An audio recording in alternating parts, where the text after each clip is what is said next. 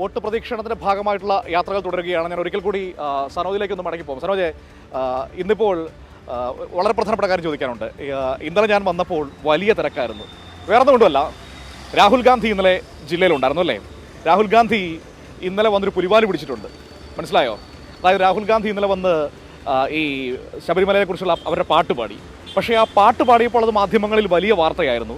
പക്ഷെ മിനിറ്റുകൾക്കുള്ളിൽ അത് തിരിഞ്ഞു കൊത്തുന്നത് കാണാൻ കഴിഞ്ഞു. കാരണം രാഹുൽ ഗാന്ധി ഈ പാട്ട് പാടി ശബരിമല കയറ്റി എന്നൊക്കെ പറയുമ്പോൾ ഒരു ചിത്രം ഇങ്ങനെ പുറത്തേക്ക് വരികയാണ്. സോണിയാഗാന്ധിയോടൊപ്പം ഈ പറയുന്ന ഈ കള്ളന്മാർ രണ്ടുപേരും, ആര്, ഉണ്ണികൃഷ്ണൻ പോറ്റിയും ഗോവർദ്ധനും നിൽക്കുക. സ്വർണ്ണം കട്ടുകൊണ്ട് പോയതിനും സ്വർണ്ണം വാങ്ങിയവനൊക്കെ വന്ന ഒറ്റ ഫ്രെയിമേ ഉള്ളൂ. അത് സോണിയാഗാന്ധിയുടെ വീടാണ്. അപ്പോൾ ഈ ആര് കട്ടുകൊണ്ട് പോയതിൻ്റെ ഉത്തരം അവിടെ ഉണ്ടോ? ഇന്ന് സോഷ്യൽ മീഡിയ തുറന്നു നോക്കുമ്പോഴേ കാണാൻ കഴിയുന്നത് ട്രെൻഡിങ് വീഡിയോ ആണ്. യാദർച്ഛികമായി സംഭവിച്ചാണ് ഇതെല്ലാം. കോന്നിയിലെ മുഖ്യമന്ത്രിയുടെ പരിപാടിയിൽ ഒരാൾ എഴുന്നേറ്റ് ചോദ്യം ചോദിക്കാൻ വേണ്ടി തുടങ്ങുന്നു. അപ്പം മുഖ്യമന്ത്രി പ്രസംഗത്തിനിടയിൽ അത് വീട്ടിൽ പോയി ചോദിച്ചാൽ മതി എന്ന് പറഞ്ഞൊരു പ്രസംഗം. അപ്പം രാഹുൽ ഗാന്ധി വന്ന് ഇന്നലെ പിടിച്ച പുലിവാലില് അദ്ദേഹം സ്വർണം കട്ടത് ആരപ്പ എന്നുള്ള പാട്ട് പാടാൻ ശ്രമിച്ചു. 2 പ്രാവശ്യം പാടി. അപ്പൊ തൊട്ട് പറയാൻ പാടിക്കുടുങ്ങി. തൊട്ട് പറയും മുഖ്യമന്ത്രിയുടെ മറുപടി അത് വീട്ടിൽ പോയി ചോദിച്ചാൽ. അപ്പോൾ ആ ചിത്രം കാണിക്കുകയാണ്. പിന്നെ അതായത് സോഷ്യൽ മീഡിയ ആ വിഷയത്തെ എങ്ങനെ കൈകാര്യം ചെയ്യുന്നത് സനോജ് ഇവിടെ നമ്മൾ മനസ്സിലാക്കേണ്ട കാര്യമുണ്ട്. സത്യം പറഞ്ഞാൽ രാഹുൽ ഗാന്ധി അപഹാസ്യനായി പോവുകയാണ്. കാരണം അദ്ദേഹത്തെ പോലെ ദേശീയ തലത്തിൽ അദ്ദേഹം ഇവിടെ നിന്ന് ചോദിക്കുന്നത് എന്താണ്? അദ്ദേഹം എല്ലാ റാലികളിലും UDF റാലികളിൽ ചോദിക്കുന്നത് കേരളത്തിന്റെ മുഖ്യമന്ത്രിയെ ഈ പറയുന്ന EDയും ഈ പറയുന്ന CBI ഒന്നും അറസ്റ്റ് ചെയ്യാത്തത് എന്തുകൊണ്ടാണ്? അരവിന്ദ് കെജ്രിവാളിനെ അറസ്റ്റ് ചെയ്തല്ലോ, എന്തുകൊണ്ടാണ് എന്ന് ചോദിക്കുകയാണ്. ഒരു കാര്യം ചോദിക്കട്ടെ, ഈ അരവിന്ദ് കെജ്രിവാൾ അറസ്റ്റിലാകുന്നത് എന്താണ്, എങ്ങനെയാണ്? ആ കേസ് കൊണ്ട് കൊടുത്ത ഈ രാഹുൽ ഗാന്ധിയുടെ ടീമാണ്, കോൺഗ്രസ് ആണ്. അവരാണ് ഈ മദ്യനയത്തിൽ അഴിമതി ഉണ്ടെന്ന് പറഞ്ഞുകൊണ്ട് കേസ് കൊടുക്കുന്നതും അദ്ദേഹത്തെ അറസ്റ്റിലാകുന്നതും അവിടെ AAP തോറ്റുപോകുന്നതും പിന്നീട് കോടതി അദ്ദേഹത്തെ വെറുതെ വിടുന്നതും. അതായത് BJPക്കെതിരായ എല്ലാ പോരാട്ടങ്ങളെയും ദുർബലപ്പെടുത്തുകയാണ് കോൺഗ്രസിന്റെ ആ പണി അവിടെ ചെയ്തത്.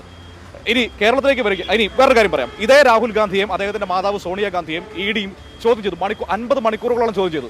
അന്ന് ഞാൻ കണ്ട ആദ്യത്തെ പ്രസ്താവന CPIഎമ്മിന്റെ പോളിറ്റ് ബ്യൂറോ അംഗം പിണറായി വിജയന്റേതാണ്. എന്തായിരുന്നു ആ പ്രസ്താവന?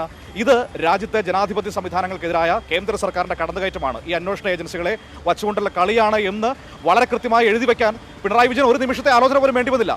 അത്ര പൊളിറ്റിക്കൽ ക്ലാരിറ്റി ഉണ്ടായിരുന്നു. പക്ഷേ അതേ പിണറായി വിജയനോട് മറുഭാഗത്ത് നിന്ന് രാഹുൽ ഗാന്ധി ചോദിക്കുകയാണ്, നിങ്ങളെ എന്തുകൊണ്ട് അറസ്റ്റ് ചെയ്യുന്നില്ല എന്ന്.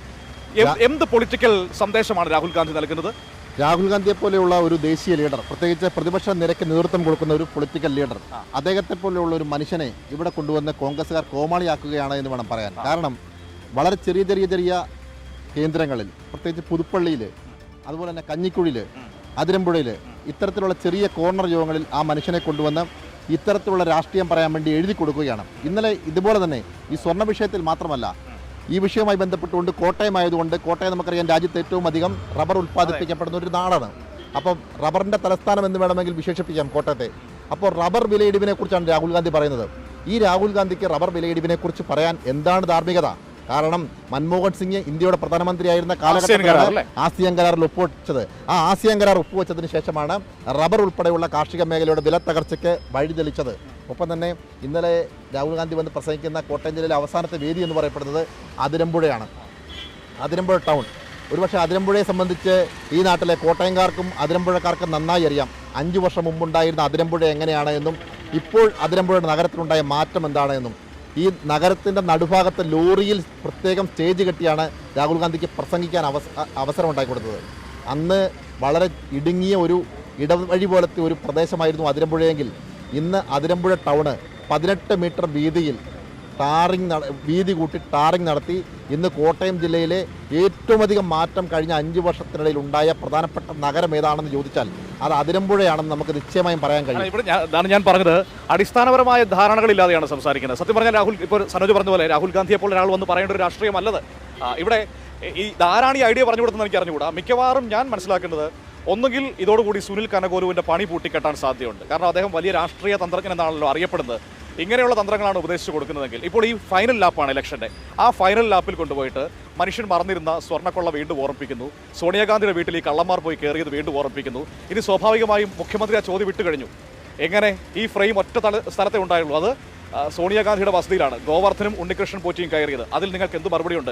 ഇന്ന് പ്രതിപക്ഷ നേതാവ് മാധ്യമങ്ങളെ കാണുമ്പോൾ സ്വാഭാവികമായിട്ട് ചോദ്യം വരില്ലേ? സ്വന്തം വീട്ടിൽ കള്ളം വന്നിട്ട് തിരിച്ചറിയാൻ രാഹുൽ ഗാന്ധിക്ക് സോണിയാഗാന്ധിക്കും കഴിഞ്ഞില്ല. അതിന് മറുപടി പറയേണ്ടത് രാഹുൽ ഗാന്ധി സോണിയാഗാന്ധിയുമാണ്. അതാ ഞാൻ പറഞ്ഞത്, ആ ചോദ്യം ഇന്ന് അവരുടെ മുമ്പിലേക്ക് എത്തുകയല്ലേ. അപ്പോൾ ആരാണ് ഈ തന്ത്രം പറഞ്ഞു കൊടുത്തെന്ന് അറിയില്ല. ഇനി രാഹുൽ ഗാന്ധി സ്വന്തം കൈതിട്ടാണെന്ന് അറിയത്തില്ല. മിക്കവാറും KC വേണുഗോപാൽ ആയിരിക്കും എനിക്ക് തോന്നുന്നത് ഈ പരിപാടി ഇങ്ങനെ പ്രസംഗിക്കാമെന്ന് പറഞ്ഞു കൊടുത്തത്. ഏതായാലും അത് സ്വന്തം കുഴി തോണ്ടുന്ന ഒരു അവസ്ഥയിലേക്ക് കാര്യങ്ങൾ അവർ എത്തിച്ചിട്ടുണ്ട്.